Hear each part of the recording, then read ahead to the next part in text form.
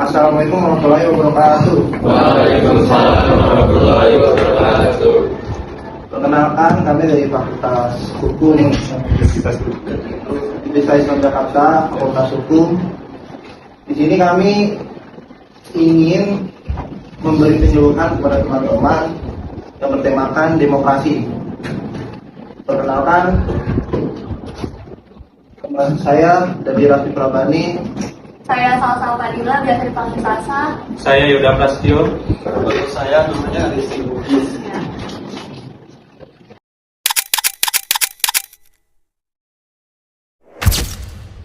Nah, mungkin adik-adik udah ada yang tahu belum demokrasi itu apa?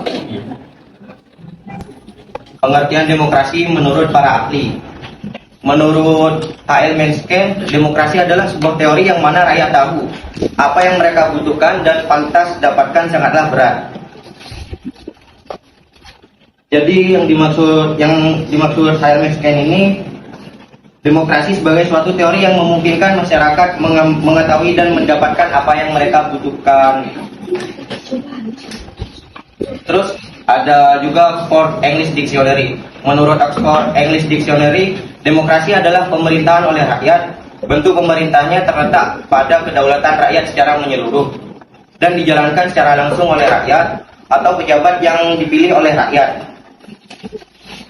Maksudnya demokrasi di sini demokrasi sebagai suatu sistem pemerintahan yang berdasarkan pada kekuasaan rakyat, baik secara langsung maupun melalui wakil-wakilnya, seperti yang tadi itu secara langsung ya lewat pemilu, kalau tidak langsung kita diwakili oleh wakil rakyat yang seperti DPR itu.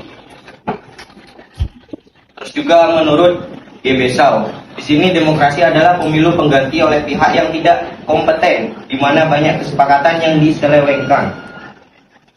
Maksudnya itu demokrasi sebagai pemberian kekuasaan hanya kepada mereka yang tidak mempunyai kepentingan yang jelas, dan bahwa demokrasi adalah tujuan sebenarnya yang digambarkan sebagai suatu sistem pemerintahan yang tidak dapat dicapai secara efektif. Itu ya. Demokrasi itu pasti memiliki tujuan kan. Nah, yang pertama tujuan demokrasi adalah kebebasan. Yang dimaksud dengan kebebasan itu masyarakat bebas berekspresi atau berpendapat tanpa adanya larangan. Jadi seluruh warga dapat diberikan kebebasan untuk menyampaikan suara dan pendapatnya. Yang kedua, menciptakan keadilan.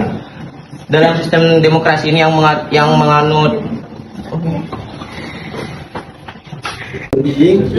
karena di Undang-Undang Dasar Pasal 1 ayat 3, negara kita itu adalah negara hukum. Itu negara kita. Dan tadi secara filsafatnya itu, kenapa harus adanya demokrasi? Karena adanya rakyat. Rakyat itu dibutuhkan pemimpin. Dengan rakyat, wilayah, pemerintah. Jadi pemerintah ini ada dibutuhnya pemimpin. Jadi pemimpin itu harus dipilih melalui masyarakat. Karena kekuasaan itu ada di tangan rakyat. Jadi kenapa demokrasi itu sangat penting? Karena di negara kita itu ada pemimpin. Contohnya dari presiden, gubernur, wali kota, DPR, DPD. Jadi itu fungsi dan peran penting demokrasi itu seperti kayak gitu.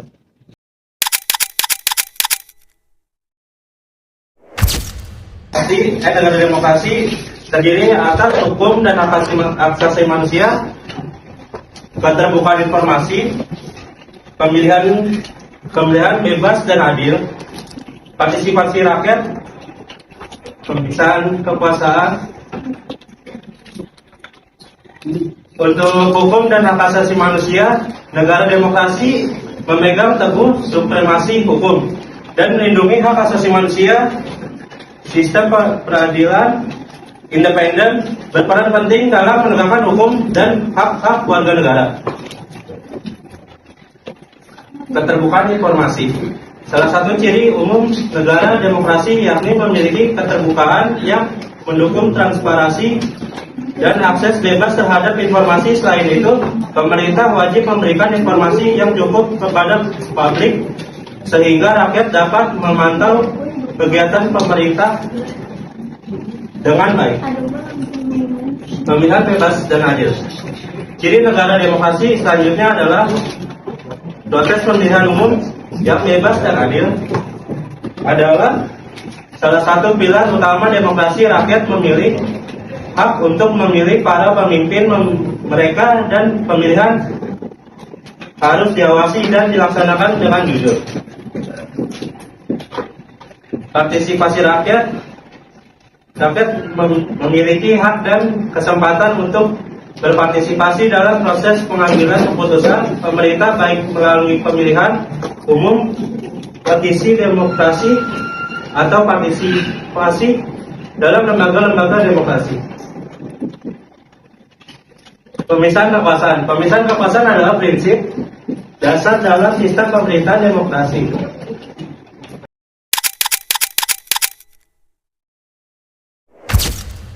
Dibahas tentang kayak negara demokrasi, kayak apa sih pengertian demokrasi itu, terus apa sih ciri-cirinya. Nah, selanjutnya itu pasti di antara kalian bakal ada yang nanya, Kak, apa sih pasal-pasal yang membahas tentang demokrasi, ya kan? Nah, di sini bisa dilihat di PPT-nya, pasal-pasal yang membahas demokrasi itu salah satunya ada dua ya. Ada dua nih, benar. Nah, di pasal 24E ayat 2. Di pasal 24 ayat 2 itu menyatakan bahwa setiap orang berhak atas kebebasan meyakini kepercayaan, menyatakan pikiran dan sikap sesuai dengan hati nuraninya. Nah, maksudnya itu di dalam negara demokrasi itu setiap orang di dalamnya diberikan kebebasan untuk meyakini kepercayaan masing-masing. Karena seperti yang kita tahu di Indonesia itu kan ada 6 agama ya yang diakui. Nah, itu kan nggak disuruh harus milih A, harus milih B, harus milih C kan? Karena itu kebebasan kalian memilih agama apapun sesuai kepercayaan kalian masing-masing. Nah, di sini juga dibilang menyatakan pikiran dan sikap. Menyatakan pikiran dan sikapnya itu bisa dalam bentuk macam-macam guys, bisa dalam bentuk aksi turun ke jalan atau bisa lewat DPR ini. Nah, terus di pasal 24 ayat 3 itu menyatakan bahwa setiap orang berhak atas kebebasan berserikat, berkumpul, dan mengeluarkan pendapat. Nah, berserikat ini bisa dibilang kayak kita masuk di dalam suatu organisasi, ya kan? Nah, kita juga bisa berhak gitu buat keluar dari organisasi tersebut, nggak ada larangan sama sekali. Terus di sini juga kita bisa berkumpul dan mengeluarkan pendapat. Nah, tapi poin di sini mengeluarkan pendapat itu bisa dilihat dari ciri-ciri negara demokrasi tadi guys, di partisipasi rakyat. Karena kalau misalkan rakyat nggak mengeluarkan pendapat, itu nggak bakalan jadi negara demokrasi. Jadi peran penting rakyat itu ada di sini, di bagian mengeluarkan pendapat. Mengeluarkan pendapat itu bisa kayak turun ke jalan, gitu. Tapi poinnya turun ke jalannya itu harus jelas, harus sesuai apa yang rakyat mau gitu.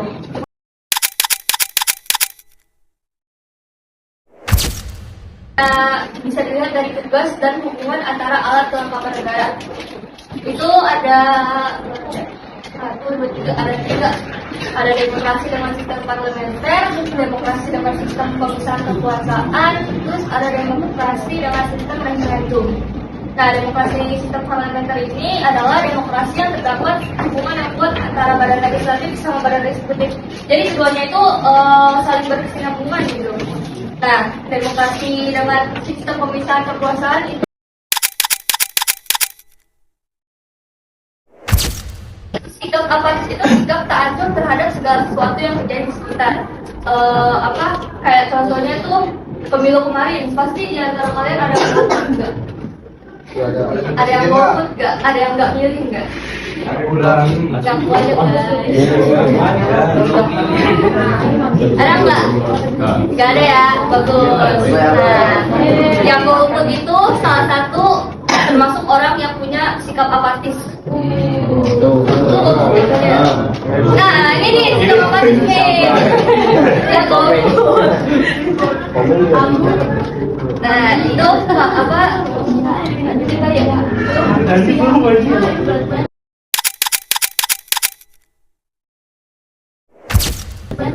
Faktor internal. Nah, itu faktor internal dari sikap apatis. Ini faktor internal dari sikap apatis ya. Adanya sikap apatis dan depresi. Faktor personal seperti kurangnya motivasi atau percaya diri ini bisa disebabkan oleh pengalaman masa lalu atau kondisi lingkungan yang kurang mendukung. Faktor eksternalnya, faktor dari luar yang bisa memunculkan sikap apatis termasuk tekanan dari lingkungan, ketidakstabilan politik atau ekonomi, kurangnya dukungan sosial.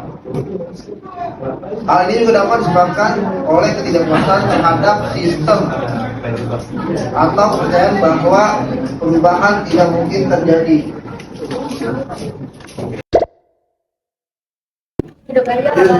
Perkenalan dulu nggak? Perkenalkan, nama aku Azila. Aku mau bertanya sama kakak. Menurut kakak semua, mengapa demokrasi penting dalam berpolitik dan bernegara? Dalam demokrasi itu menyangkut tentang masalah hak asasi manusia dan di mana itu juga diatur dalam dunia perpolitikan. Maka demokrasi itu kenapa bisa penting di dalam dunia politik? Karena untuk melindungi hak asasi manusia. Jadi sistem demokrasi itu cenderung memberikan perlindungan terhadap hak asasi manusia seperti kebebasan berpendapat, berkumpul dan berserikat. Kayak yang ada di pasal 28 ayat 3 itu. Jadi masyarakat itu dibebasin buat menyalurkan aspirasinya gitu kayak yang tadi aku bilang di awal. Kalau menurut aku kayak gitu ya. Kakak dulu dong, biar pernah kenal semua teman-teman aku juga. Minta kak. Iya. Ya lanjut. Kurang mengerti kak yang arti pengertian sikap apatis kak. Sikap apatis. Nah. Terus ada lagi nggak yang menurut siapa? Siapa namanya Tifta? Oh ya, buat Tifta. Tadi kan katanya kurang ngerti kan sikap apatis itu apa. Nah, sikap apatis itu lebih merujuk pada keadaan di mana seseorang nggak punya minat, semangat, atau perhatian yang cukup terhadap sesuatu. Dalam konteks demokrasi, contohnya itu kayak dia nggak peduli sama sistem pemerintahan negara tersebut, sama dia salah satunya nggak mau memilih gitu dalam demokrasi secara langsung ini. Dia nggak mau memilih secara langsung lewat pemilu ini tuh. Terus juga sikap apatis ini bisa terjadi dalam konteks kayak politik, lingkungan atau masalah sosial di mana seseorang tidak terlalu peduli atau tidak mau terlibat dalam perubahan atau tindakan. Jadi dia kayak mau ngurus diri dia sendiri aja gitu tanpa memikirkan orang lain gitu. Ya, kalau aku ya pengen tanya Kak, kan kalau katanya Kak bilang di peristiwa 98 itu karena adanya oknum-oknum yang mengandung gitu kan, yang untuk kepentingan pribadi mereka. Nah itu kira-kira gimana caranya biar itu nggak terjadi lagi di masa kini? Oh, jadi kayak cara mengantisipasi. Iya. Pendidikan politik gitu. Jadi sedari dini ya, kayak anak-anak SMP gitu bisa dimunculin dulu sikap rasa demokrasinya itu sendiri gitu, meningkatkan kesadarannya supaya amit-amitnya nggak terjadi hal serupa yang ada di 98. Nah, terus juga ada mendorong dialog antar berbagai kelompok masyarakat. Jadi kayak kita tuh ada istilahnya? Ada kayak dialog antara masyarakat sama pemerintah gitu. Nah, bisa melalui kayak demonstrasi gitu kan. Terus yang ketiga, meningkatkan transparansi dan akuntabilitas pemerintah. Jadi di sini warga Indonesia tuh dijamin gitu keputusan politik dibuat secara adil dan transparan. Kayak contohnya misal ada undang-undang tertentu gitu kan.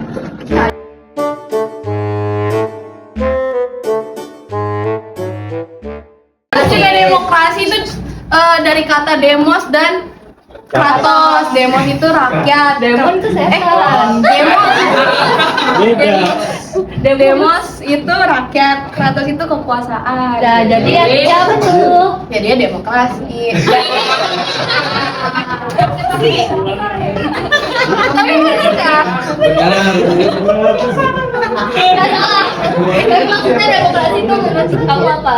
Menurut aku tuh sejak kapan Radit tahu tutup mulut nih? Lalu, saya Allah, sabar. Kayak jangan salting gitu. Tekan kak. Tadi aduh. Kekuasaan mutlak oleh rakyat, terus juga apa lagi ya kak? Nggak tahu. Ciri-cirinya juga ada hak asasi, ada keterbukaan informasi, pemilihan bebas dan adil, partisipasi rakyat, terus pemisahan kekuasaan, terus juga tadi kan hukum itu ada pasal-pasal ya, pasal Ayo pasalnya. pasal 1 pasal 1 bener kan, pasal 1 ayat 3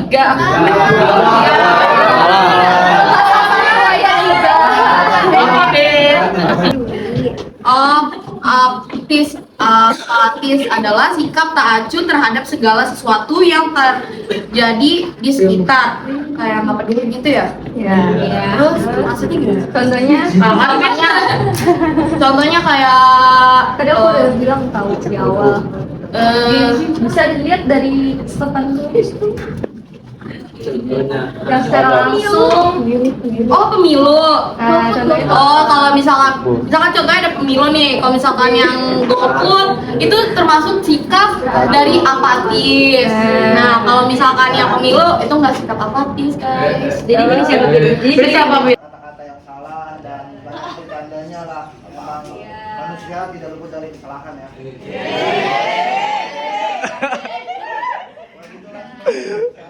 Semangat semua ya. Assalamualaikum warahmatullahi wabarakatuh. mau lihat yang gemes? Enggak. Di